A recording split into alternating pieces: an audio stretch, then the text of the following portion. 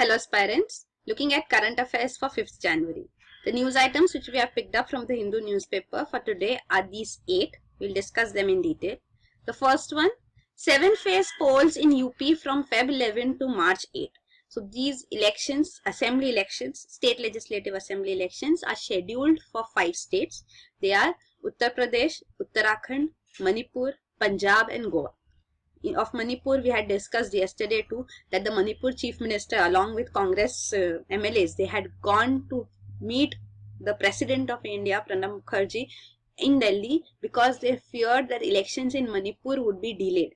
So because such a recommendation was given by the Home Ministry, Central Home Ministry had recommended to the Election Commission that the elections in Manipur be postponed because of the economic blockade and the internal issue which is going on in Manipur, which we have discussed quite often now, even yesterday. So presently this news clarifies that no, Manipur elections are also scheduled because Home Ministry only gave a suggestion. Election Commission is an independent body which will decide when the scheduled elections should be scheduled and whether a particular state, in a particular state, elections can be conducted or not. So this is what has come forth. The model code of conduct comes into immediate effect. So what is model code of conduct? We'll see a little here, down here. So model code of conduct is applicable, as the name also suggests. You understand generally what it would mean, that how the conduct should be of the candidates involved in the elections. So this, for the center, for the state governments, for all political parties and their candidates, it is applicable to all of them, right? Then the Chief Election Commission has also made it clear that any expense which the candidate incurs which is more than 20,000, the payment has to be done by check. So this has been mandated now. Also, the maximum limit for election expenditure for election per candidate is 28 lakh in case of larger states like UP, Uttarakhand and Punjab, and in case of Goa and Manipur it is 20 lakh per candidate. So candidates are allowed to spend election expenditure, but then there is a limit on it. Also, there is another aspect to it which is called state funding of elections. So this concept is about election funding being coming from the state, from the government. The state means at all levels, central government, state government, even local bodies, they're called the state. So, a general term in polity, state means this. So, state funding of elections means government funding of elections. So, government funding of elections is suggested. It's a suggestion even which has come from the Prime Minister Narendra Modi. The reason behind this being, the rationale is that state funding would ensure that the candidates standing for elections and political parties do not depend on other individuals and private sector for funding, and then their influence during governance is also minimized. So this is the rationale behind this. But then politicians or the government officials or candidates who have won elections and are part of the executive, they have to stay independent. There cannot be any kind of influence post-election, post-winning an election. But then this aspect is of course there, this is called political corruption only. Nepotism or any other form of favoritism which is shown is corruption. So to ensure that corruption does not take place, the candidates standing for elections should not depend on anybody else for funding, but the state itself, the government itself should provide funding to candidates. So this indirectly in some ways also provided, like free airwaves, means some time, broadcasting time on national television, national radio specifically is provided to candidates. So that aspect is still there. But then other ways like machinery, electoral machinery, whatever is required is provided through the government. So in such indirect ways too, funding for elections can take place, and of course direct funding may also take place, which is highly unlikely. So all expenditure of the candidates is taken care of by the government. So of course it would be a burden on the exchequer. But then the rationale is that political corruption would reduce. But is there a better alternative to this, that political corruption should reduce without bringing in a burden on the exchequer? By putting in more effectively laws to prosecute politicians who indulge in corrupt practices should be stronger, and they should be prosecuted in such a way that further such actions do not take place. So anyway, that is open for debate whether state funding of elections should be there or should not be there. Many a times it has been suggested, but it has not been put into effect in India till date. So again, Prime Minister Narendra Modi has picked up this issue for debate. Model code of conduct, what is it is here. So this is there. So general conduct means avoiding, divisive feelings, division within the society, personal criticism, appeals on basis of caste, community, religion, not indulge in any corrupt practices. So these are general codes of conduct. With respect to meeting and processions, there are code of conduct, like prior permission is required for procession, loudspeakers, no violation of restrictive offers, no effigies burning and all that. Poll day conduct is also required, like no unauthorized entry in poll booths, not take law and order in their own hands, complain to the electoral observers. For the party in power, at the state level or at the central level, they should not combine official visit with electioneering. Their propaganda is also going on, election propaganda plus an official visit which is scheduled is also taking on place. So that is again not allowed under Model Code of Conduct. Not use government vehicles for campaign, not monopolize public places, government rest houses, not advertise at the cost of government. So their Model Code of Conduct is in effect. No new schemes. The last one is the most important, on the basis of which even the appeal made. Presently, again, a debate has been started off by Prime Minister Narendra Modi on having simultaneous elections for central and state legislature. So this is also based on the idea that Model Code of Conduct comes into effect. So one reason is also this. So during the time of Model Code of Conduct, no new schemes can be announced, no inaugurations, appointments, promises can be made.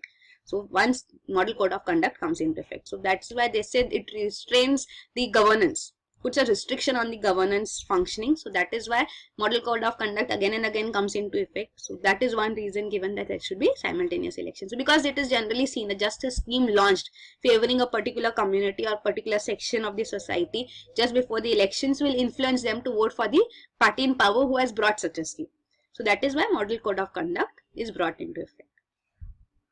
The next news item is GST, no accord on dual control. So this is the GST Council. We have discussed this quite often since last few months now.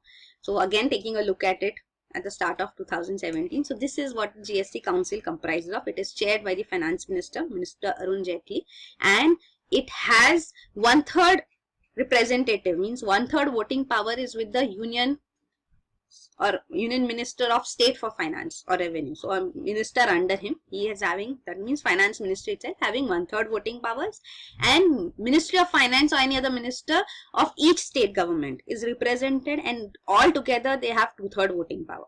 So this is the voting power. Quorum, minimum quorum means minimum number of members who should be present for GST Council meeting to take place is 50%, means at least half the members should be present. Plus, any decision will be taken by the GST Council based on at least 3/4 members voting for a yes, voting in its favor. So that is how decisions are taken. Many decisions earlier in the initial phase of GST Council meetings were taken by consensus, means all the members agree. So now it may be possible that voting also takes place because there are some areas where consensus is not coming through. So we'll see that too. So presently it was the 8th meeting. The 9th meeting is also again scheduled for January 16. So these are the meetings taking place to finalize the modalities of GST, how the GST bill act should be finalized, and then it will be passed by the legislature, means the parliament. The parliament would pass. There is a need for central GST, integrated GST act. All these have to be passed. For compensation act will be passed, and after these acts are passed, only then GST can come into effect. So this, presently we were expecting that GST Council would finalize everything, and then in the winter session the GST would be passed by the parliament, and then from the next financial year, coming April or whenever it may be preponed, it would come into effect. But this has not taken place. The GST Council itself has not finalized everything, and the legislature functioning, we all know how the winter session went by due to demonetization and the entire tussle between the ruling power and the opposition.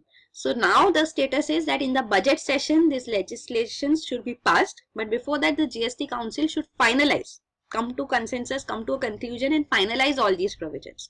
So presently what issues are remaining where consensus or decision has not come forth is, one is on dual control and cross empowerment. What does this mean? Dual control and cross empowerment is basically regarding in which areas the central government will have powers and in which areas on GST, goods and services tax, the state governments would have powers. So there is no the differences of opinion on this aspect. Then another aspect is on the concept of territory. That the word territory, which also includes territorial waters, that is 12 nautical miles from the coast of India. So in terms of this territory, service tax in this area is levied by the government of India, central government, and for fishing purposes in this area, taxation is done by the state governments. So for the same territory, the jurisdiction is different in cases of service tax and fishing tax. So here, how will it take place with respect to GST is the question, that this territory would fall under who. So the conclusion or decision is required on this matter. And the third aspect is of course on compensation. That compensation would be provided to the state governments, because it is expected once GST comes into effect, in the initial phase there will be some loss to the states, the transition phase when they are adjusting. So for this loss, the states would be compensated by the center. That is an assurance given by the center for at least 5 years. So this compensation modalities have also to be finalized, because now the states say that post demonetization there are chances that the revenue would take a further toll. On this too, the central government has said that we will look into the matter. So we'll wait and watch. Again, the GST Council is again going to come in news quite often. So we'll be keeping looking at it. This is regarding what were the finalization in the GST Council in the last meeting in December actually. So the draft model goods and services bills have been finalized. Compensation bill has been finalized. Only now compensation for the post demonetization, how will it be? So that is an issue again cropped in. So these two things were agreed upon in the last meeting, and this compensation, you should know, it will be paid for the first 5 years every 2 months. Every 2 months calculation will be done. What is the gap in what revenue the states collected before GST came into effect, and if the GST post GST's implementation the revenues have reduced, then that whatever is the difference, that would be paid as compensation. Then next meeting what they had kept is division on administration, which we are still seeing, that has also not been finalized yet. So the issue was that states want sole control over assesses up to 1.5 crore annual turnover. So up to 1.5 crore annual turnover should be with the states, and remaining there should be sharing between the center and state. So this is not agreed upon between the two. This is state's demand. The center does not agree to this. So that is why there is a issue here, concern here, which has to be sorted out. Then integrated GST bill. So integrated GST bill is for interstate supply. Who will have the control? States control, how much would it be? Then constitutional amendment bill, which empowers the center to collect integrated GST and distribute its shares amongst the states. How would that be put into effect? So all these needs to be finalized. So we'll see how this finally comes into effect. So there is a central GST, state GST and integrated GST bill. So integrated GST bill concerns are also there, which needs to be finalized. This issue which we discussed right now in this meeting, it came up again, was this only, that states and center who will get taxes for sale of goods within 12 nautical miles of the coast, because presently the status is for service tax and for fishing tax the jurisdiction is with the center and the states respectively. So when GST will be an integrated tax, there will be one single tax which will be put on the region, then that would go to whom? So that is the concern. Then the next news item is birds culled in Gujarat over fears of avian flu. So yesterday we saw Mysuru Zoo, avian flu has struck, and there were some birds who died because of avian influenza H5N8. So again now this is news from Gujarat, that in Gujarat too more than 2000 birds have been culled. Culled is basically killed, because it was feared that avian flu is affecting a poultry farm here near Ahmedabad. So this has also been confirmed. The same institute, National Institute of High Security Animal Diseases, which falls under ICAR, Indian Council of Agricultural Research, has again confirmed in this case too that the deaths of the birds was due to avian influenza. So now actions are being taken. There are restrictions on movement of birds and eggs and restrictions on chicken shops in this area to ensure that avian flu does not spread. So this is bird flu. Then the next news item is Ken-Betwa river linking project faces new hurdle. So Ken-Betwa river interlink project is one of the first interlink project of India which has reached this stage. It is a 20,000 crore project. It is a part of the national inter-river linking projects, which is going to cost around 5.6 lakh crores. So it has two components, peninsular component and Himalayan component. So peninsular river linkage program is also there, plus Himalayan rivers also. So for peninsular rivers, the diversion of surplus water from Mahanadi and Godavari into Pennar, Krishna, Vaigai and Kaveri rivers is proposed. And for Himalayan component, there are requirements to build storage reservoirs, because Himalayan rivers are perennial rivers. Perennial means water flows through them throughout the year. So these perennial rivers, it is required that Ganga, Brahmaputra and its tributaries have reservoirs established, so that flooding is also reduced and irrigation facility can also be provided. So no, we are a country where we have floods also occurring plus droughts also occurring. So if such river linking projects are undertaken, it will make sure that balanced supply of water takes place. But of course, it's a huge project and there will be huge concerns also, especially with respect to environment and divergence which are undertaken. So this is the case. The Ken-Betwa interlink project also has a concern. This you can see. So two major states which would be benefited are Madhya Pradesh and Uttar Pradesh. This is Betwa river flowing here, Ken river flowing through this. The major irrigation facility would go to Madhya Pradesh, and also the drought hit region of Uttar Pradesh, Bundelkhand, would also get irrigation facilities. So this red line which you see is the proposed link. So these are the two rivers flowing. This link connectivity would be provided to the two rivers so that water can flow through this region too and water flow can be balanced. One major concern which I spoke of is this, that Panna National Park, which lies in Madhya Pradesh, will see some submergence, because even some part of the core forest area of this region would also be submerged. But even despite this, they're looking at the benefit of this project. The approval has been given, environmental clearance has also been given, forest clearance is still pending. So this has been initiated. The detailed project report has been developed, finalized. So this you can see the two rivers which are tributaries of Yamuna river. So this interlink project, presently what is the news is that a new hurdle has come up. So this new hurdle is regarding funding, because Niti Aayog has now said that funding should be 40% from Madhya Pradesh and 60% from the center. The Ministry of Water Resources, Uma Bharti, she has said that 90% will come from the center and only 10% would come from the states. So this will again be a concern, because it's a huge amount, 10,000 crores which would be required for interlinking. So let's wait and watch what happens here, because go ahead is given by National Board of Wildlife as well, which is chaired by Ministry of Environment and Forest. So government has given its go ahead for this. Forest clearance though is awaited. Even as I said, Panna Tiger Reserve, there will be submergence of about 10% of Panna Tiger Reserve in Madhya Pradesh. So it is a model. Panna Tiger Reserve is considered a model for tiger conservation reserve in India. So this would be submerged. So that is a concern. There are two dams actually which would be built, and Makodia and Dhuadan. And this Dhuadan dam, what should be the ideal height of this so that submergence can be reduced? So that was a point put forth by environmentalists. But then the Water Resource Ministry, Uma Bharti, has assured them and has convinced them that a decrease in the height of the dam will result in lesser submergence, but then the entire project will become unviable. So that aspect has also been resolved and the project has been given a go ahead on that aspect.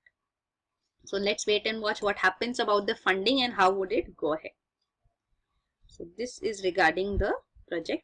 The other projects also, which you can see, detailed project reports have been developed. So this is Ken-Betwa link, which has reached the stage of implementation. The other two where detailed project reports presentations have reached at different stages are this: Par Tapi Narmada link, which involves Gujarat and Madhya Pradesh, and Kosi Ghagra link, which involves Bihar and Nepal. So another link in East India has also been proposed, Assam, West Bengal, Bihar.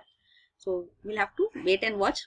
Others have not come to a stage of discussion on the site. Still they are on paper. So detailed project reports have been finalized. The next news item is Supreme Court schedules day-to-day hearing on Kaveri appeals from February 7. So Kaveri water dispute has been in news quite often again. You must be knowing a lot about it. Presently the news is that Supreme Court has scheduled day-to-day hearings. Means everyday hearings would take place for 3 weeks from February 7. So that this dispute can be expeditiously resolved. So presently appeals have come to the Supreme Court from all three states and one union territory are involved in Kaveri water dispute. So these are the allocations which had come through the Kaveri Water Dispute Tribunal, which the award which came in 2007.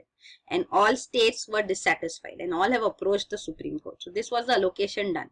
So though major allocation has been done to Tamil Nadu, but it says this is still not sufficient. Karnataka says we have lost a huge amount in this because Tamil Nadu has been historically been benefited by Kaveri water because of an earlier deal. An earlier deal dates back to 1892. So at that time, Madras Presidency and the princely state of Mysore has signed an agreement. So that agreement of sharing Kaveri water favored Madras Presidency. That's why the agricultural fields here have been developed, and if now the water allocation reduces, then Tamil Nadu would suffer drastically. And Karnataka should get a proportionate share, but then because Karnataka is an upper riparian state, the river Kaveri river flows like this and enters into Bay of Bengal. Karaikal here is part of Puducherry. So Puducherry is also a part of this dispute. It will also have its share of allocation.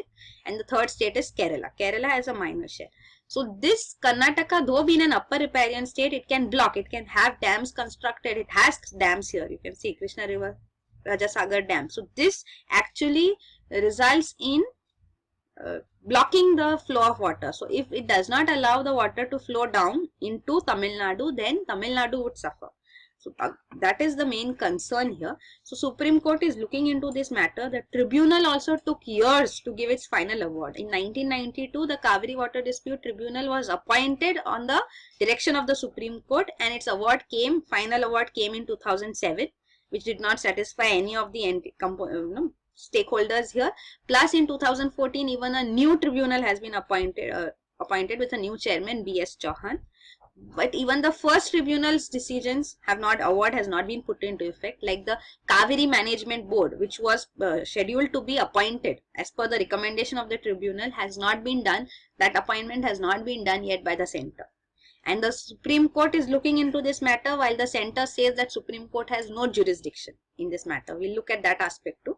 So this is after the notification of the award, what should take place. So then the Kaveri Management Board, Kaveri Regulatory Committee should be established so that a clear understanding of what is the flow of the river and regular data can be put into effect so that decisions can be taken about how much share the state should get, because this varies. If there is a drought year, if there is some issue, then the rainfall deficit is there, then it will result in the allocation variation which is required. So that is what the Karnataka has been insisting, that it is facing a drought here and it cannot allocate that much, release that much amount of water to Tamil Nadu as per the tribunal award.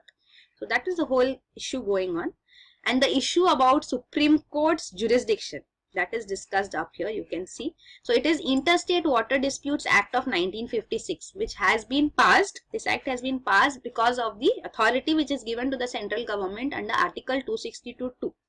So central government recently, few months back, it said that Supreme Court has no jurisdiction to hear cases on tribunal's awards, because the tribunal's award is supposed to be final and it has to be put into effect.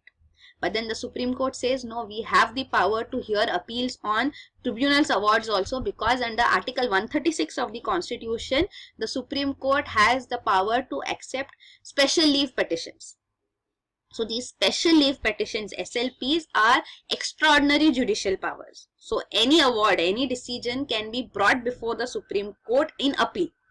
So this power, except in cases of armed forces tribunals, those are not allowed. All other cases can be brought before it. So under this, the Supreme Court says we have the power to hear cases on appeal. But then tribunal, Article 262 also says that interstate water disputes should be decided by the tribunal only. So this is also there. And the State Water Disputes Tribunal Act also says that disputes or tribunal awards are final.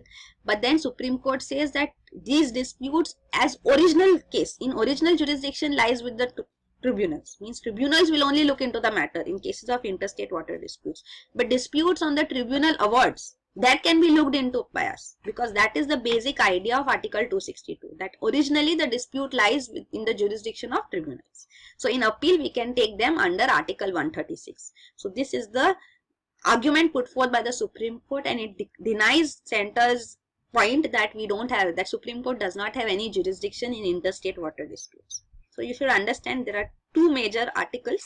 I have discussed them down here too, you can see.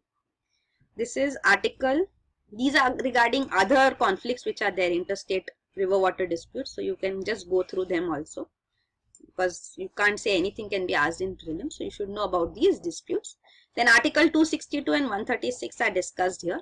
This Article 262 says that adjudication of any dispute with respect to interstate river or river valleys, this can be, how will this be resolved? Will be through a law passed by the parliament, and neither the Supreme Court nor any other court should exercise jurisdiction in respect to any such dispute or complaint. So this is Article 262 clearly stating Supreme Court or any other court does not have any jurisdiction except the one which Parliament has provided by law. So that is tribunals. So here it says this is original jurisdiction, but in appeal we can look into it. Then Article 136 is special leave to appeal by the Supreme Court. So special leave is provided. The Supreme Court has discretion that it can grant special leave to appeal from any judgment, decree, determination, sentence or order on any case or matter passed by any court or tribunal in the territory of India. So this is the special power given to the special jurisdiction given to the Supreme Court. Only point exception is that if it is related to armed forces, any tribunal order, court or tribunal order with respect to armed forces, there Supreme Court has no jurisdiction, right? So that is the only exception. So this is the law, the articles in the constitution, what do they specifically mention. Then the next is, this is the act, Article 262, under which Interstate Water Disputes Act has been passed, and this looks into resolving interstate water disputes. Also recently there was news that the central government has decided there should be a standard permanent interstate water dispute tribunal. Presently what is being done is whenever the dispute arises, then a tribunal on that particular issue, particular rivers involved, is set up. So presently there will be a permanent tribunal in place. It will collect the data regularly so that any dispute which is there can go to this permanent tribunal and can be resolved. So delays can also be eliminated in this case. So this is regarding the act as such, present act. What I was talking of is a suggestion which has been put into effect very recently, not even a month ago. Then the next news item is state media cautions China over India's labor costs. So labor costs in India are also low. China is known for low labor costs and has become a global manufacturing hub. India aspires for it. Our Skill India mission is all about making India manufacturing base because we have cheap labor available. So making them skilled is what the government wants to emphasize on, and then India can also become a manufacturing hub just like China. But another aspect involved in this is that it will also result in huge amount of environmental pollution too, because if manufacturing industries are set up on those lines, then pollution will also be a concern in some cases, in some industries. Apart from that, China of course will face competition from India, because the news which we saw yesterday too regarding Apple shifting its manufacturing base to India. So that will have implications for China as well. So that was the point of view on the basis of which an editorial had come up in, op-ed had come up in the official state affiliated newspaper of China. So this is what it's talking of, that industrial competition is there, but then China has an edge because it has skilled manpower, but India has huge amount of labor and cheap labor which is available with it, which will benefit India. The next news item is Ministry seeks duty cut for leased planes. So this is Union Civil Aviation Ministry which has put forth its proposal before the Finance Ministry that the custom duty on importing aircrafts when are low, whereas for leased planes it is 21%. So 21% custom duty is imposed when a leasing company leases, means taken on lease, not buying it but only on lease it is imported, it is taken, so then a duty of 21% is imposed. Whereas when importing takes place, an aircraft is imported, then for scheduled operators like Indigo, SpiceJet, such operators, they have to pay zero custom duty, 0%. Whereas for non-scheduled operators like Alchemist Airways, Air Odisha, which are non-scheduled, they have to pay 2.5% custom duty. But then for leasing companies, they fall in the third category, others category, which are not scheduled or non-scheduled buying. Then in such cases, they have to pay 21% custom duty. So what the proposal is saying that it should be the same. If leasing is going to scheduled operators, then it should be 0%, and non-scheduled it should be 2.5%. Then the next news item is A new human organ discovered. So this is mesentery, an organ which connects the intestine, abdomen and other organs like pancreas, spleen to the posterior wall of the abdomen. So this was earlier considered as combining multiple separate parts, but now it has come forth that this is a single structure which connects all these, and it has been given the name mesentery. So here you can see this is mesentery, the single organ which is connecting all these organs. This is the larger intestine, the large intestine, small intestine, even the spleen, pancreas, all are connected together by this mesentery. So this is a term which is in news, which is mentioned in the Hindu, so it has just been picked up. So that is it. These are the news items for today. Thank you.